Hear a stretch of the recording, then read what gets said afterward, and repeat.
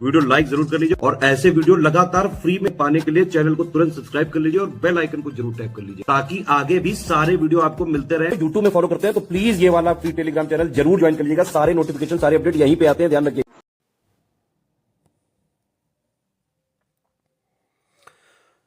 नमस्कार साथियों, स्वागत है आप सभी का स्टडी फॉर सिविल सर्विसेज में। ये क्लास है हमारी भारतीय संविधान की और संविधान की क्लास में आज हम संविधान का सबसे इम्पॉर्टेंट टॉपिक डिस्कस करेंगे जो एग्ज़ाम में लगभग अगर संविधान से सवाल आएगा तो बहुत हद तक चांस रहता है कि फंडामेंटल राइट्स से सवाल आना ही आना है। तो आज ज़रा हम फंडामेंटल राइट की बात करेंगे, मूल अधिकार की बात करेंगे। बहुत ही सबसे महत्वपूर्ण संविधान का चैप्टर है फंडामेंटल राइट।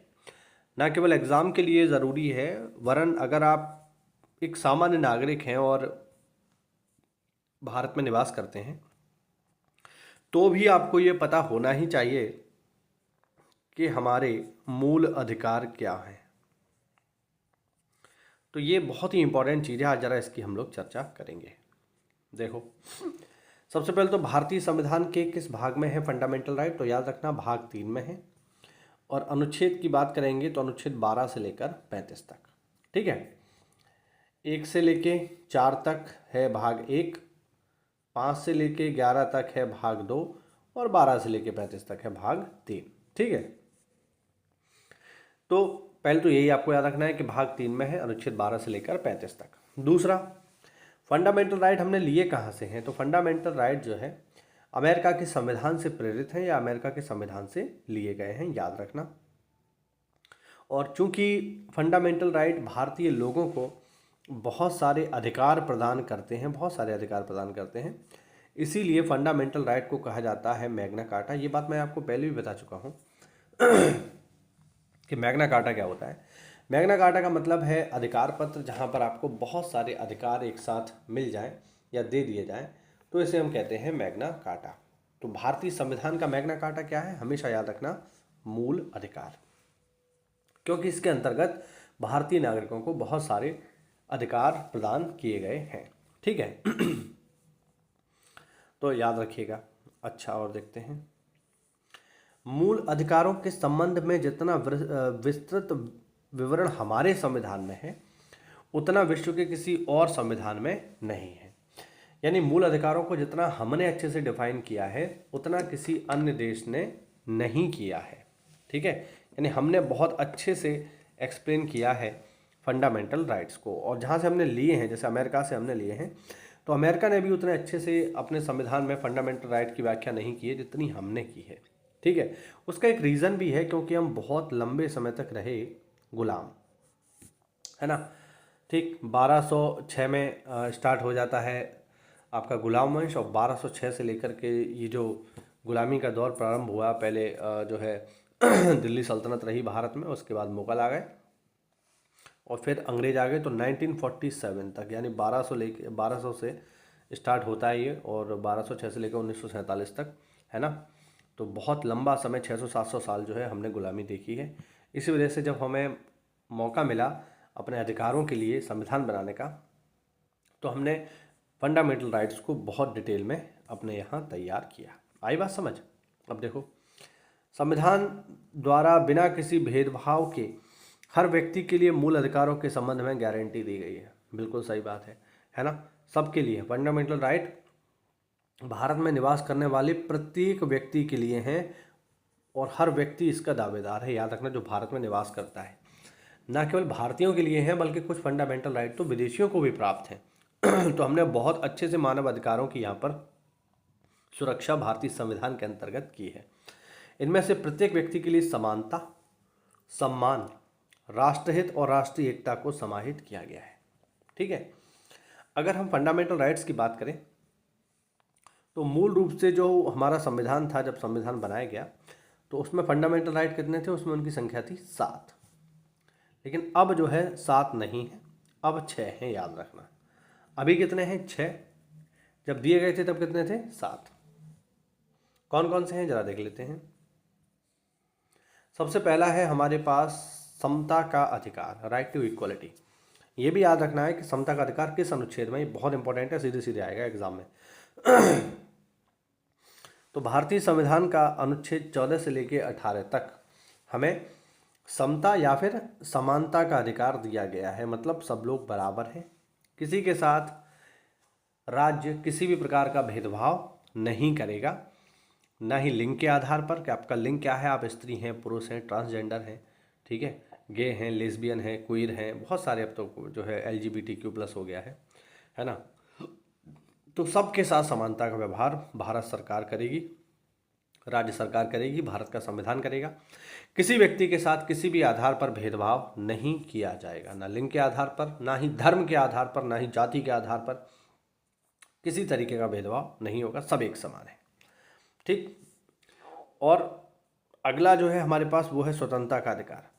अनुच्छेद 19 से लेकर 22 तक हमारे पास स्वतंत्रता का अधिकार है। इसमें आपको बहुत सारी स्वतंत्रताएं दी गई हैं। आपको कहीं भी भारत में आने जाने की स्वतंत्रता है, आपको बोलने की आज़ादी है, आपको चुप रहने की आज़ादी है, ठीक है, आपको अपने विचारों को अभिव्यक्त करने की आज़ादी है, आप अपने विचारों को जनता के सामने प्रस्तुत कर सकते हो, भले वो किसी की आलोचना ही क्यों ना हो। ऐसा नहीं है कि आप किसी की आलोचना नहीं कर सकते, आप बीजेपी की खूब आलोचना करो, प्रधानमंत्री मोदी जी की खूब आलोचना करो, CM योगी की खूब आलोचना करो, कोई दिक्कत नहीं। लेकिन जो भाषा है वो कैसी होनी चाहिए, वो संसदीय होनी चाहिए। तो संसदीय भाषा का इस्तेमाल करके आप किसी भी व्यक्ति की कितनी भी आलोचना कर सकते हैं, ये आपका फंडामेंटल राइट है और कोई इसे रोक नहीं सकता, ये भी याद रखना है ना। तो पूरी आज़ादी है आपके पास, ठीक है। आप कोई भी व्यापार करना चाहें वो कर सकते हैं, ठीक। आपको जिस तरीके से जीवन जीना है आप जी सकते हैं। फिर आता है शोषण के विरुद्ध अधिकार 23 से लेकर 24। इसमें साफ साफ कहा गया है कि किसी भी व्यक्ति का किसी भी स्तर पर शोषण नहीं किया जा सकता, ठीक है, चाहे मानसिक हो या फिर शारीरिक हो, ठीक, किसी भी तरीके का शोषण नहीं किया जाएगा। आप किसी भी व्यक्ति के साथ भेदभाव नहीं करेंगे, आप जातिगत भेदभाव नहीं कर सकते। आप ये सोचो मैं ऊंची जाति का हूँ, सामने वाला नीची जाति का है और इस आधार पर मैं उसका शोषण कर लूँ, ऐसा नहीं किया जा सकता। आप ये सोचें कि आप पुरुष हैं तो आप किसी स्त्री का शोषण कर लीजिए, उसका बेवजह फ़ायदा उठाइए, या उसका शारीरिक शोषण कर रहे हैं, यौन शोषण कर रहे हैं, इस तरीके का कुछ भी नहीं कर सकते आप, ठीक है। आप ये सोचें कि आप सामने वाले का जो है बंधुआ मजदूर बना लो, या आप ताकतवर हो तो उसे गुलाम बना लो, जैसे पहले होता था। ये सब चीज़ें बंद कर दी गई हैं, किसी भी तरीके का शोषण नहीं किया जा सकता। और आप अगर करोगे तो फिर उसके लिए युक्त कानून बनाए गए हैं, जिसमें सबसे फेमस है SC ST atrocity prevention act 1989। तो अगर आप किसी भी तरीके का भेदभाव करेंगे, खासकर SC ST समुदाय के साथ, तो फिर SC ST एक्ट लगेगा। 1989 में ये आया है, बहुत ही फेमस है और खूब इस्तेमाल होता है। आगे है आपके पास धर्म की स्वतंत्रता। 25 से लेकर 28 में आपके पास धर्म की स्वतंत्रता है। आप किसी भी धर्म को मान सकते हैं, उससे जुड़े हुए जो भी क्रियाकलाप हैं आप उन क्रियाकलापों को भी कर सकते हैं, ठीक है। धर्म की आज़ादी आपके पास, ठीक है। जो भी क्रियाकलाप हैं, आप हवन करिए, यज्ञ करिए, नमाज पढ़िए, हज पे जाइए, ठीक है, 4 धाम यात्रा पर जाइए, कोई प्रॉब्लम नहीं, कोई आपको नहीं रोकेगा। अभी कोई हज जाना चाहे तो कोई रोक लेगा क्या? या मैं अभी जो है कुंभ जाना चाहूँ, कोई रोक लेगा? कोई नहीं रोक पाएगा। भाई मेरे मन है, मैं जाऊँगा तो ठीक है, नहीं जाऊँगा तो ठीक है ना। मैं पूरे देश की पैदल यात्रा पर निकल जाऊँ, कोई दिक्कत नहीं। तो हमारे पास धर्म की स्वतंत्रता है और उससे जुड़े हुए आचरण करने का भी हमारे पास अधिकार है, ठीक है। फिर आता है संस्कृति और शिक्षा का अधिकार 29 से 30। तो हमारे पास संस्कृति को बचाने का भी अधिकार है, तो हम स्कूल कॉलेज खोल सकते हैं। शिक्षा का अधिकार है, ठीक है। अपने धर्म से जुड़ी, अपनी संस्कृति से जुड़ी चीज़ों को बचाने के लिए हम शिक्षण संस्थान भी स्थापित कर सकते हैं या उनसे जुड़ी शिक्षा भी दे सकते हैं, है ना। जैसे एग्जाम्पल आपको देता हूँ, जैसे विद्या भारती के स्कूल आपने सुने होंगे, विद्या मंदिर, है ना। अब विद्या मंदिर में बेसिकली क्या होता है, विद्या मंदिर जो है वो हिंदूवादी, जो हिंदू कल्चर है उसको प्रमोट करते हैं। अब मैं भी विद्या मंदिर का ही छात्र रहा हूँ एक समय पर। तो जैसे वहाँ पर नियम क्या है कि हर मंगलवार को हनुमान चालीसा होगी। अब ये नियम है, हनुमान चालीसा होगी ही होगी। अब मंगलवार को हनुमान चालीसा होनी है। ऐसा वो क्यों कर पा रहे हैं? क्योंकि उन्हें अनुच्छेद 29 और 30 के अंतर्गत, शिक्षा संबंधी अधिकार के अंतर्गत अपनी संस्कृति को प्रमोट करने का, उसको सुरक्षित करने का अधिकार है, ठीक है। तो ये चीज़ आप समझ लो, ऐसा उन्हें अधिकार है कि वो ऐसा कर सकते हैं।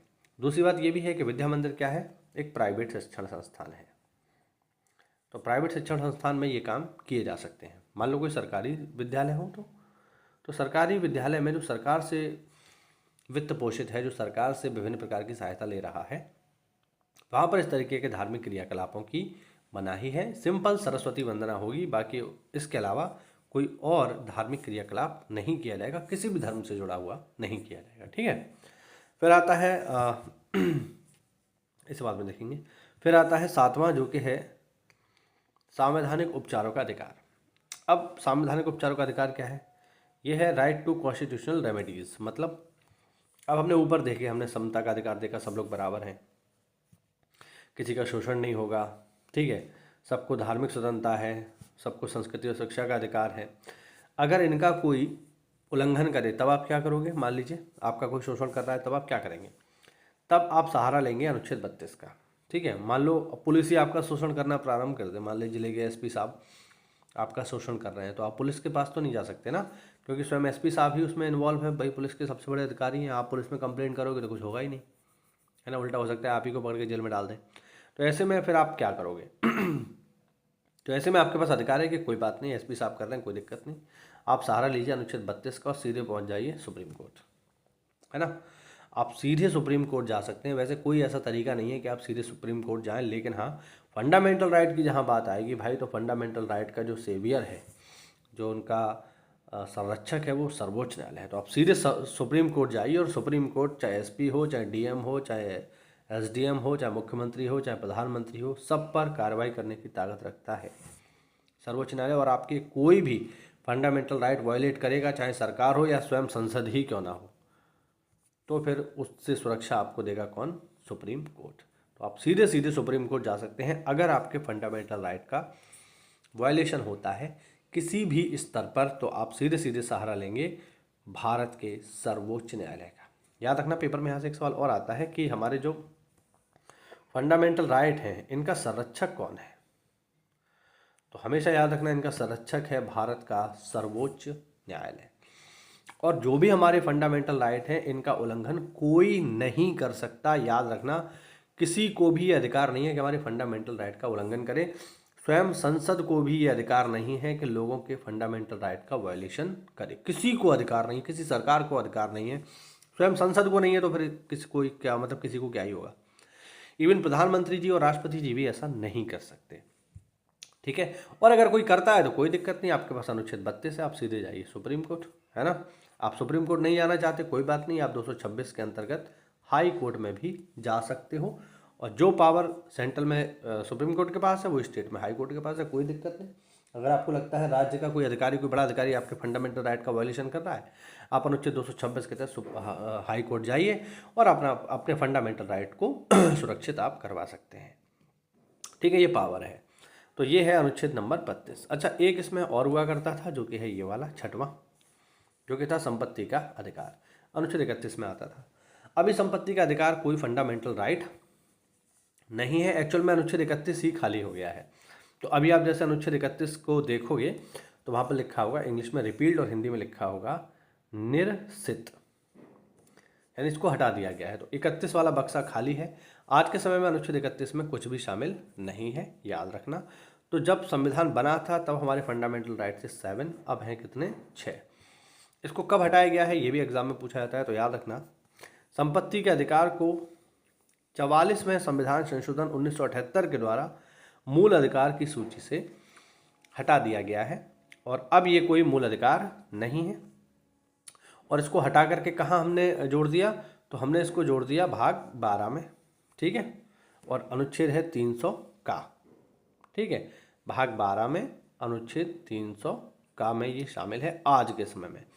और अब ये मूल अधिकार नहीं है, अब ये क्या है? एक कानूनी अधिकार है, ठीक है, लिख देता हूँ। तो अभी कोई पूछे अभी क्या है ये, तो अभी ये एक कानूनी अधिकार है, ठीक है। तो ये है हमारा। तो अभी हमारे पास कितने हैं? अभी हमारे पास हैं 6। 7वां कौन सा था? संपत्ति का अधिकार, जिसे हमने 44वें संविधान संशोधन 1978 के माध्यम से फंडामेंटल राइट की सूची से हटा दिया। अब ये एक कानूनी अधिकार है, ठीक है। अब इसको क्यों हटा दिया गया, क्या रीज़न थे जिसकी वजह से इसको हटा दिया गया, इसकी चर्चा करेंगे हम नेक्स्ट क्लास में, और देखेंगे आखिरकार वो क्या कारण थे जिसकी वजह से हमने इसको फंडामेंटल राइट की श्रेणी से हटा दिया। और अब ये किस तरीके से वर्क करता है, ये सारी चर्चा जो है हम लोग करेंगे अगली क्लास में, ठीक है।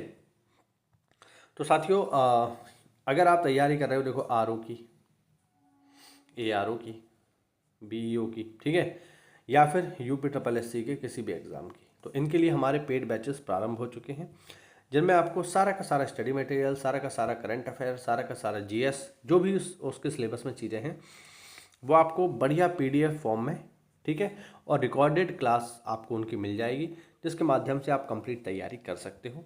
तो बहुत सारे हमारे बैचेस अभी चालू हैं, नीचे दिए गए नंबर्स पे आप इनमें से किसी भी बैच को अवेल कर सकते हैं।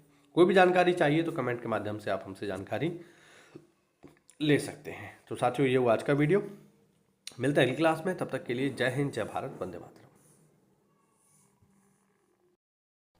साथियों अगर तैयारी कर रहे हो आप लेखपाल की, तो आप देखेंगे लेखपाल का पेपर बहुत जल्दी होने वाला है। उसके लिए कहीं आपको भटकने की आवश्यकता नहीं है, वन स्टॉप डेस्टिनेशन है स्टडी फॉर सिविल सर्विसेज, जहां पर आपको मात्र 999 रुपए में राजस्व लेखपाल की मुख्य परीक्षा के लिए सारा का सारा स्टडी मटेरियल मिल जाएगा एक ही जगह पर।